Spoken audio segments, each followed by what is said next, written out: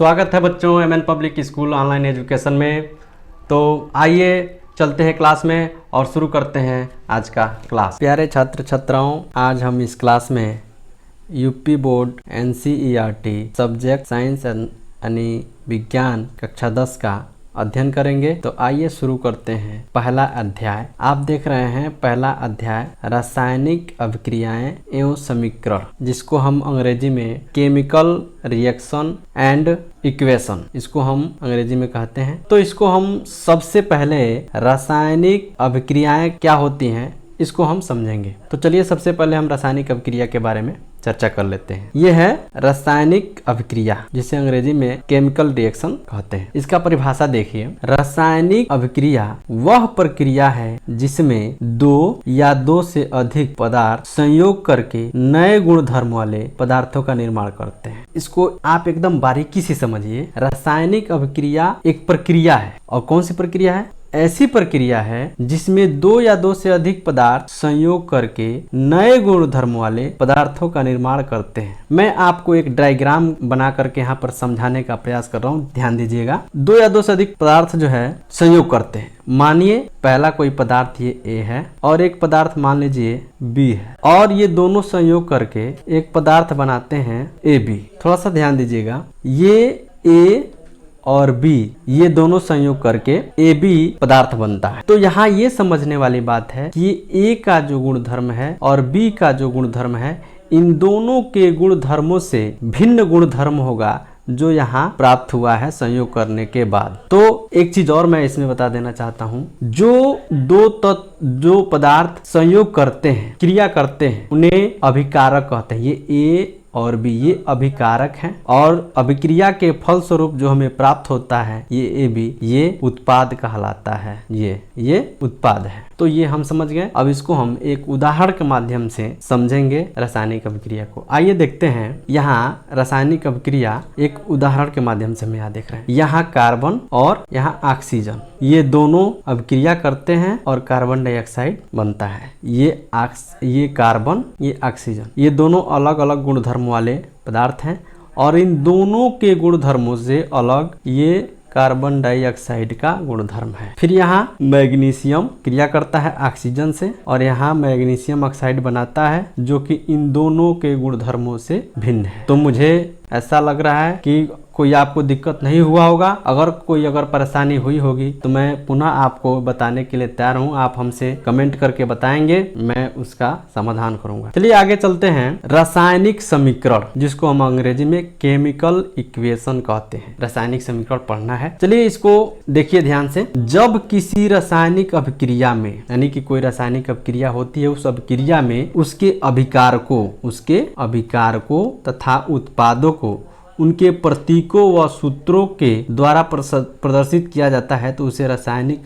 समीकरण कहते हैं। यानी कहने का मतलब है कि कोई रासायनिक अभिक्रिया हो, उसके जो अभिकारक हैं और उत्पाद हैं, उनको अगर सूत्रों के द्वारा या प्रतीकों के द्वारा जब हम उसको व्यक्त करते हैं, उसको प्रदर्शित करते हैं, तो उसको हम रासायनिक समीकरण कहते हैं। चलिए इसको भी हम एक उदाहरण के माध्यम से समझ लेते हैं। आप देख रहे हैं यहाँ हाइड्रोजन प्लस ऑक्सीजन अभिक्रिया करके जल बनता है। तो इसको हम शब्दों में लिखे हैं, और यहाँ पे इसी बात को इनके प्रतीकों और सूत्रों के माध्यम से लिखा हुआ है। तो इसी को हम रासायनिक समीकरण कहते हैं। इसको सूत्रों और प्रतीकों के माध्यम से व्यक्त किया गया है, प्रदर्शित किया गया है। तो ये था हमारा रासायनिक समीकरण। आइए आगे चलते हैं। तो आगे हम देखते हैं रासायनिक समीकरण को संतुलित करना। रासायनिक समीकरण को संतुलित करने के लिए हम क्या करते हैं, इन सभी तत्वों के परमाणुओं को दोनों साइड में लिख लेते हैं। Fe के परमाणु हैं और इधर Fe के 3 परमाणु हैं। लेफ्ट साइड में फिर H के हाइड्रोजन के 2 परमाणु, और राइट साइड में हाइड्रोजन के भी 2 परमाणु, फिर लेफ्ट साइड में ऑक्सीजन के 1 परमाणु, और राइट साइड में ऑक्सीजन के 4 परमाणु। अब हमको बारी बारी से बराबर करना है। देखेंगे कि इधर आयरन के 1 परमाणु, इधर 3 परमाणु। तो हम क्या करते हैं, इधर हमको 3 से मल्टीप्लाई करना है और ये जो हमने 3 से मल्टीप्लाई किया उसको हम यहाँ लिखे। अब तो ये बराबर हो गया। अब हम देख रहे हैं यहाँ तो हाइड्रोजन ऑलरेडी बराबर है। चलिए आगे देखते हैं। आगे इधर एक ऑक्सीजन का 1 परमाणु, यहाँ ऑक्सीजन के 4 परमाणु, तो इसमें हम 4 से गुणा कर। तो यहाँ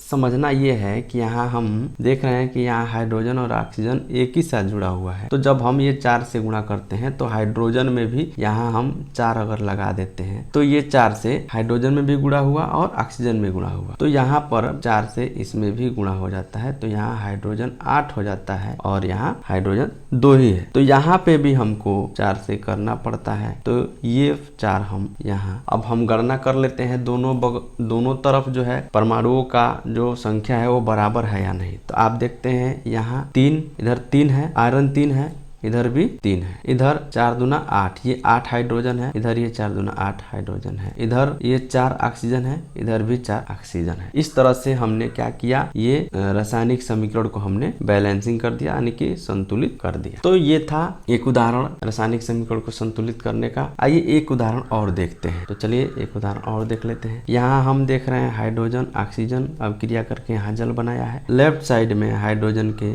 2 परमाणु, राइट साइड में हाइड्रोजन के 2 परमाणु, फिर से लेफ्ट में ऑक्सीजन के 2 परमाणु और यहाँ ऑक्सीजन के 1 परमाणु है। इसमें आप देख रहे होंगे यहाँ हाइड्रोजन के 2, यहाँ भी हाइड्रोजन के 2 ऑलरेडी बराबर है। यहाँ ऑक्सीजन के 2 परमाणु है, यहाँ 1 ही है, इसको हमको बैलेंस करना है। तो यहाँ हम 2 से अगर मल्टीप्लाई कर दे, 2 से इसमें गुणा कर दें तो यहाँ भी हो जाता है 2, यहाँ भी हो जाता है 2, लेकिन यहाँ ये दोनों एक साथ है। तो जब हम ऑक्सीजन में करते हैं तो हाइड्रोजन में भी 2 से गुणा अपने आप हो जाता है। तो यहाँ हाइड्रोजन कितना हो जाता है, 4 हो जाता है। तो यहाँ हमने 2 से किया तो यहाँ देखिए हाइड्रोजन 4 हो गया। तो हमको इधर भी करना है 4, तो यहाँ भी हमको 2 से गुणा कर लेना पड़ेगा। तो इधर हम लगा देते हैं। अब हम देख लेते हैं दोनों तरफ। यहाँ पे देखते हैं 2 दूना ये 4 हाइड्रोजन है, 4 हाइड्रोजन इधर आ रहा है और ऑक्सीजन कितना आ रहा है, 2। इधर का भी हम देख लेते हैं, 2 दूना 4 हाइड्रोजन आ रहा है और ये 2 ऑक्सीजन। इस तरह से ये हमारा जो समीकरण है वो संतुलित हो जाता है। तो इस प्रकार हमने रासायनिक समीकरण को संतुलित करना सीखा। मेरे प्यारे छात्र छात्राओं, आप ऐसे और भी रासायनिक समीकरणों को संतुलित करने का प्रयास करिएगा और जो भी दिक्कत होगा आप हमारे चैनल पे कमेंट करके बताइएगा। जो आपको दिक्कत आएगी उसको हम समाधान करने का प्रयास करेंगे और जो भी इस क्लास में हमने पढ़ाया उसको रिवीजन करिएगा, उसको दोहराइएगा और उसको पढ़िएगा, समझिएगा। फिर हम मिलते हैं इस दूसरे क्लास में। तब तक के लिए धन्यवाद।